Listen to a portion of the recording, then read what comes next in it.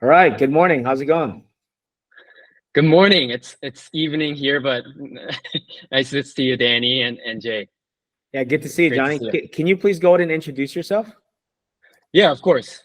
So, hello everyone. My name is Johnny Kim, longtime student and mentee of Danny Huang, actually, where we met in Shanghai back about 10 plus years ago at this point, I think. Um, I am currently based in New York City, but just to go through my background very quickly, my family is Korean. I kind of moved back and forth between the US and South Korea throughout my early childhood. And then for high school, I went to boarding school in the United States in Rhode Island at St. George's School, which is where actually I had a classmate who introduced me to Danny. And then from there, I went on to Georgetown University, where I graduated in 2018.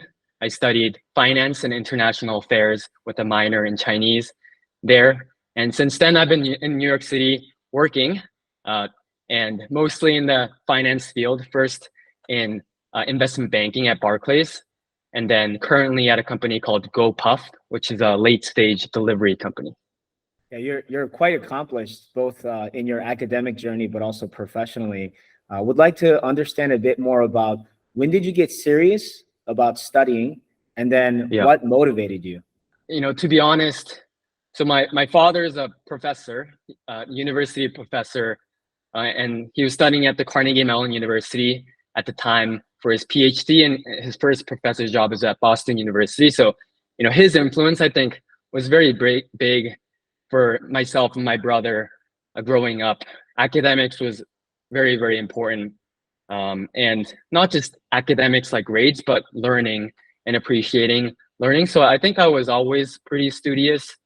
There is one example outside of family that I think made me, is sort of like a turning point in some ways. Is around fifth or sixth grade, I had one teacher, a social sciences teacher, who was the perfect combination of very, very tough and high standards, but a lot of love. So we call that tough love sometimes. And that's prior to that, I was really just a normal elementary school kid, loved playing soccer after school. I mean, I cared about grades, but not really. But then I think my experience, just one semester with that teacher, changed everything. And I realized how fun it can be to work extremely hard and see it show in terms of my learning, in terms of my grades, and you know, stuff I learned outside of classroom. I clearly remember where I went from just being a normal elementary school kid to I really want to do something special out of my academic and career as well. That's quite inspiring. So the powerful and positive impact that our parents can have in our lives, in your case, your father, That's right. will emphasize the importance of academia through his own journey, and then mentors along the way. I also remember my high school mentor who has had such a profound impact on my life, and this idea of tough love. Of course, along your journey, you definitely had some obstacles. So if you could reflect back, what would you consider was the largest hurdle that you had to overcome in your journey to where you are now?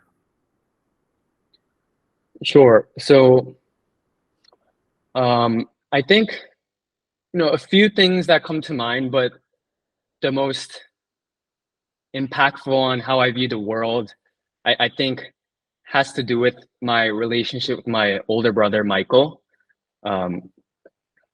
He is, the one of the smartest, just kindest human beings that I know, who just helps me in so many different ways. But just, going a couple years back to maybe my senior year in college, and he had to repeat a couple senior year a couple times. So he was at Princeton University. He had some health issues that he was dealing with at the time, all of a sudden. And I remember very distinctly, I was, on all objective measures, I was doing extremely well. I had just gotten my offer from Barclays. I was doing very well academically and had great relationships and friendships and everything. But I remember, because my brother wasn't doing 100%, he wasn't, happy. My parents were not happy. And then I just realized that was a tough time for all of us. And it didn't really matter as much at all that I was doing XYZ in my own life. So that was kind of like a wake up moment where I really have to prioritize, ruthlessly. I always want to do well in school and look for the best job and apply to grad school and all the things that I have to do. But I can only do those things. This is my learning. I can only do those things if my family and my loved ones are doing well.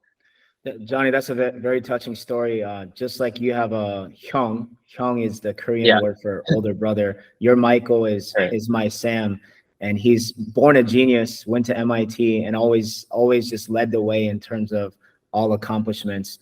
And also to be a mentor in a way for your 형 must have been a very difficult shift in mindset, right? Because he's always been your leader, always been rooting for you in your corner, and you had to reverse that role and be there for him. Right. But it's a very touching story, and the fact that you're able to prioritize what's most important in your life, your loved ones, your 형, your family, just speaks volumes about your character. Which really would like to learn more about what parts of your character development along your academic journey, as well as extracurricular activities, do you think helped you the most? Right. So in terms of extracurriculars, I think my biggest development happened at Georgetown, and it was just an amazing, 4 years of my life. Every year, for different reasons, I thoroughly enjoyed it. And first one was a dual degree program, academic program that I chose to do at Georgetown called the Global Business Fellows Program. So I came to Georgetown as a business student, but I was always interested in business as well as just international affairs, the global economy, geopolitics, etc. And those are all the things that Georgetown is best known for. So I ended up applying to this program, got in, and more than half of my coursework was around this idea of global business. And that's one example where not only did I learn a lot, but there was a lot of strong relationships that were built out of that experience. Some of my closest friends in life today that I talk to on a daily basis really come from that program.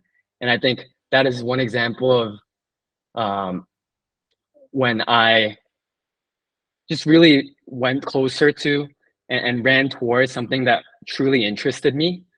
And then all the other things just ended up working out because I followed my heart. And just, if you follow your heart, like-minded people tend to gravitate towards you, and you get along really well with people. And then those relationships that you build really go forever. So that's one.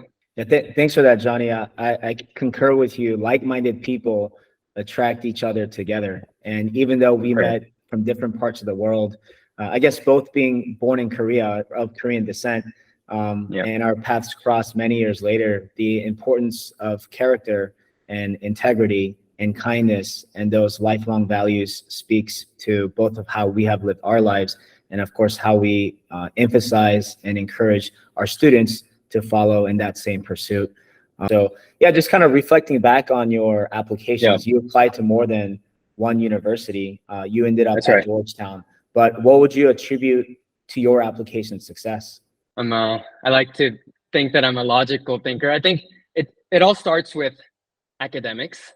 You can't, that's not the whole pie, but it's extremely important, I think, because no matter what dreams you have and what else you may say in your application, if you don't have strong academics in terms of GPA, for example, then that likely means you're not very hardworking, or some people, they may see it that way. And then for test scores, of course, it's not the whole story, but it's something that shows your intellectual rigor.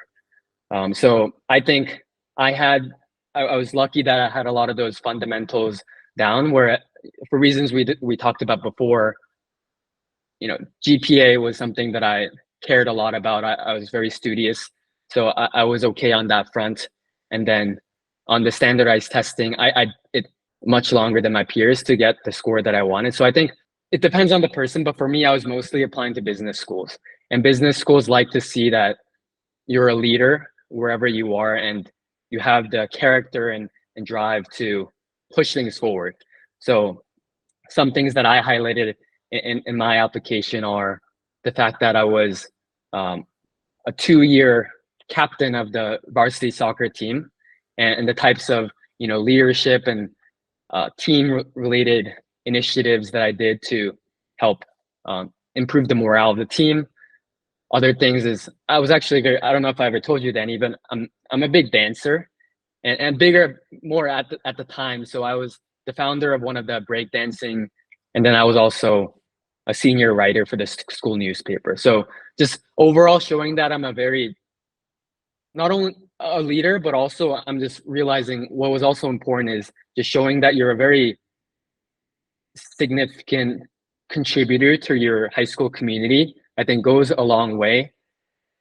I'm sure every school is different, but for my school, for example, it was a private high school. So there's a college counseling office that helps students communicate with the colleges that they're applying to. And really, I think a big part of why I got into Georgetown was, the way they describe me and my recommendations as well. So those types of things. I know you may have to jog your memory, but sometimes numbers are things we rarely forget. Do you remember what your GPA and test scores were?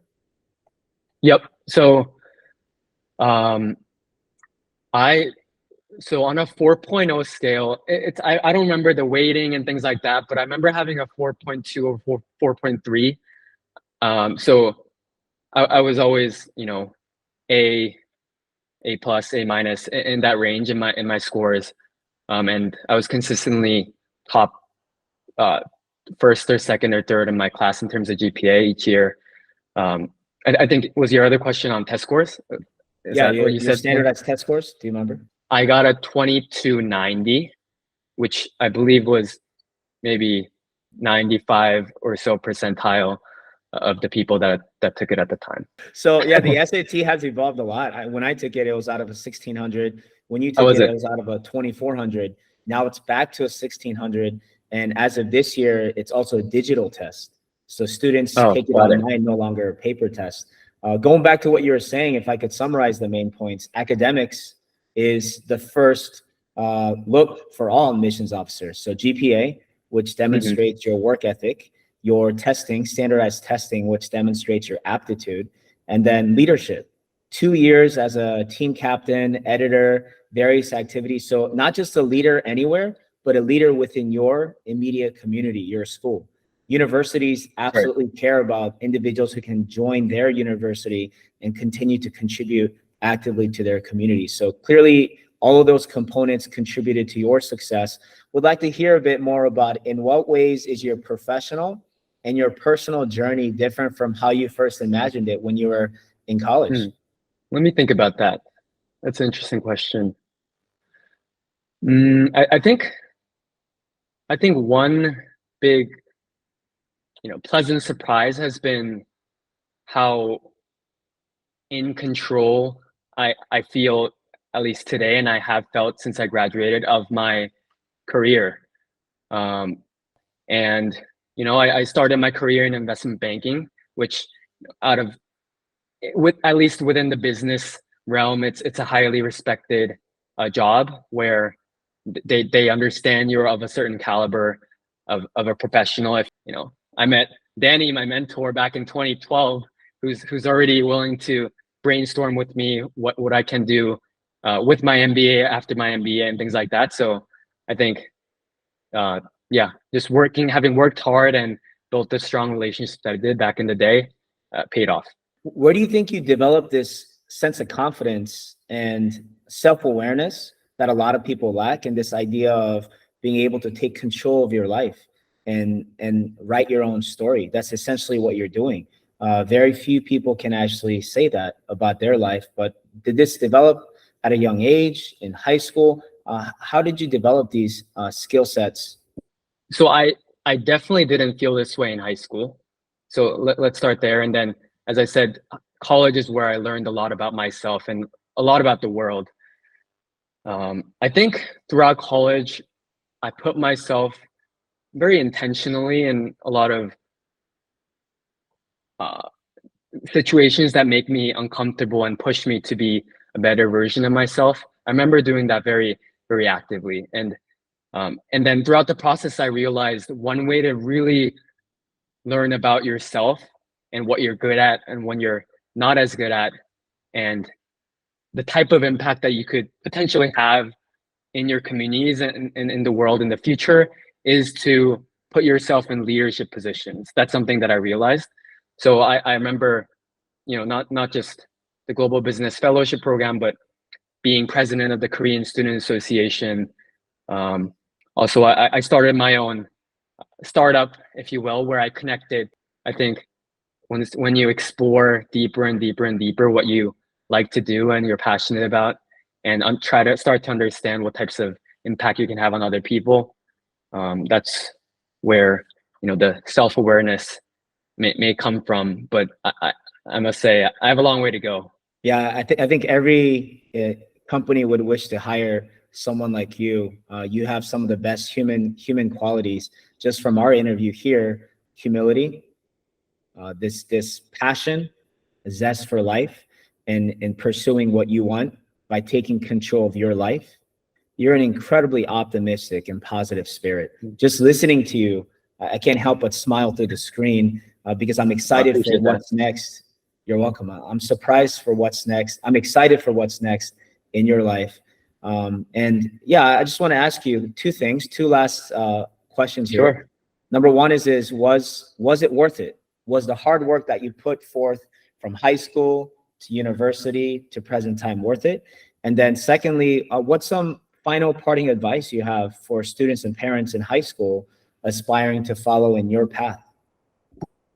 Sure. On the first question, I mean, 1000%, I think it was worth it, and it continues to be worth it. And it's not like I worked hard in senior year in high school and I don't have to now. I do it every day, or I try my best to. And then on your second question on parting advice for students and families, I think actually this is something that I wanted to mention in terms of the application cycle or the process. One thing, I mentioned a lot of things that I did do well, which is working really hard, getting a good GPA and test scores, and having good relationships with my community, so that that's shown in recommendations and everything else. But one thing I remember I don't think I did as well, that I encourage all of you listening to this to do, is really as early as you can. It doesn't matter if you're in your freshman year in high school or you're closer to the application process, but whenever you can, just really start to sit down with either, Danny, Jay, your parents, any mentors or advisors or close loved ones that you may have, and really start to think about what makes you special. And because whatever, these applications are stories at the end of the day, and you're trying to tell people who have never met you before that they should invest in your future. And when they think about that, I'm of the opinion that they want to pick people who seem mature and self-aware and wise, in addition to having big dreams that can positively impact the world. Thank you so much, Johnny, for your words of wisdom. I'm incredibly proud of you as the man that you've become, and excited for the journey ahead.